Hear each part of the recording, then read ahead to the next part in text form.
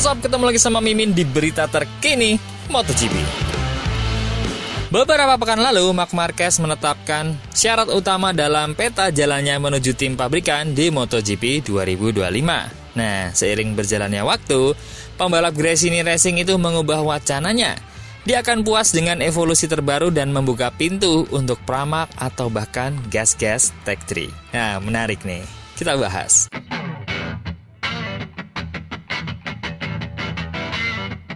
Pembalap Cervera tahu bahwa Ducati menginginkannya. Di sisi lain, dia sadar tim pabrikan juga mustahil menolak Jorge Martin untuk ketiga kalinya dan menghadapi resiko besar kehilangan rider bertalenta itu selamanya.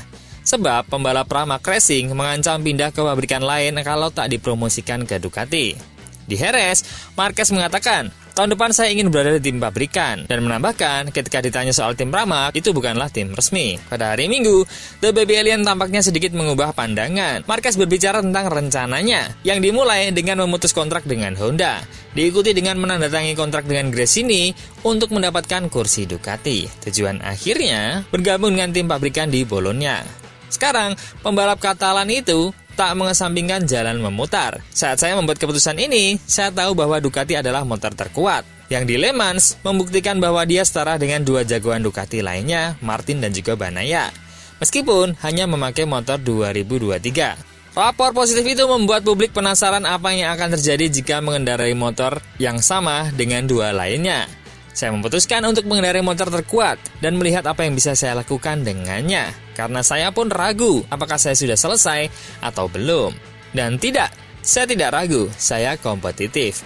Dia perlu membuktikan pada dirinya sendiri bahwa masih berada di level terbaik yang bisa bertarung memperebutkan gelar juara. Pembalap 31 tahun itu harus menyelaraskan senjata. Karena saya kompetitif, jelas bahwa tahun depan saya ingin mencoba evolusi terbaru. Motor apa saja, warna apa saja, merek apa saja. Dengan itu, dia membuka pintu untuk tawaran tim satelit Ducati seperti Pramac ataupun KTM Gas-Gas asal menggunakan motor terbaru 2025. Karena, untuk memperjuangkan kejuaraan dunia, Anda memiliki banyak peluang dengan motor yang merupakan evolusi terbaru. Saya memiliki ide yang jelas, kata Marc Marquez setelah bangkit dari grid 13 dan finish di posisi kedua. Nah, kira-kira ini sob, cocoknya di mana nih? Ke Pramac atau ke KTM Gas-Gas nih? Kalau ke KTM Gas-Gas, mungkin dia akan lebih liar dari Pedro Acosta. Atau mungkin malah duet aja nih, biar seru. Berita kedua, Quartararo mengatakan balapan Le Mans adalah balapan tahun ini di mana saya merasa kompetitif. Pembalap Prancis itu memberikan segalanya dan memberikan pertarungan terbaiknya di Grand Prix Prancis di kandangnya sendiri, meski hasilnya berakhir dengan kecelakaan. Meski begitu, dia puas dengan cara mengemudinya dan mengungkapkan bahwa ini pertama kalinya dia merasa kompetitif. Bertarung dengan pilot yang pernah berkompetisi dengannya sebelumnya. Sejujurnya, saya senang. Saya senang karena ini adalah balapan pertama tahun ini di mana saya merasa kompetitif dan saya bertarung dengan pembalap yang menurut saya sudah biasa jadi lawan saya di masa lalu, seperti Alex Espargaro, dan saya melihat Maverick Vinales dan Marc Marquez di depan saya. Dengan 10 lap tersisa, saya terjatuh. Jadi saya senang, berada di posisi 6 tanpa banyak yang crash di depan saya adalah pertama kalinya. Jadi saya memberikan segalanya dan ingin maksimal. Sayangnya, kami harus terjatuh. Tapi kami memberikan 100%. Performa pembalap Prancis itu dalam balapan berkat motor update terbarunya. Bagi saya, sepertinya itu adalah basis baru untuk kami. Lusa, kami akan menjalani tes selama 2 hari di Mugello.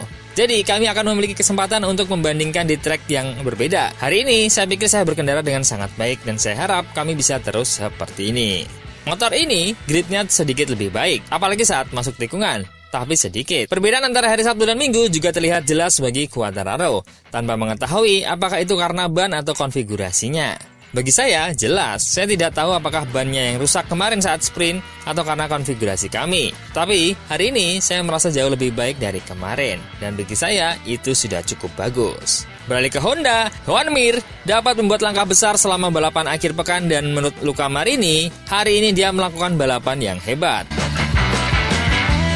Luca Marini mungkin satu-satunya pembalap Honda yang mencapai finish pada MotoGP Prancis Minggu di Le Mans, di posisi terakhir. Tapi dia terkesan dengan kecepatan rekan setimnya Joan Mir. Mir berhasil menempati posisi terbaik ke-14 setara dengan Gresini Ducati milik Alex Marquez sebelum dia tersingkir dari posisi ke-15 di pertengahan balapan.